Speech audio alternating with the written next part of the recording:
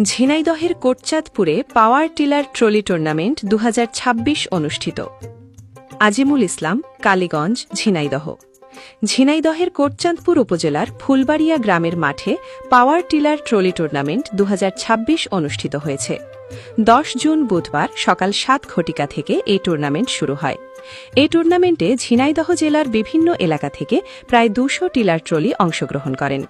বিভিন্ন এলাকা থেকে খেলা দেখতে আসা দর্শকরা জানান, এমন আয়োজনে তারা অনেক খুশি। প্রতি বছর এ ধরনের আয়োজন দর্শকদের সুষ্ঠু বিনোদনের খোরাক যোগাবে।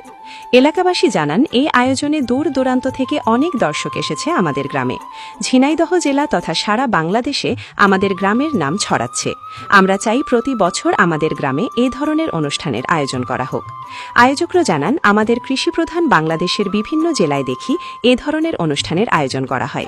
এগুলো দেখে অনুপ্রাণিত হয়ে আমাদের গ্রামে এ টুর্নামেন্টের আয়োজন করেছি।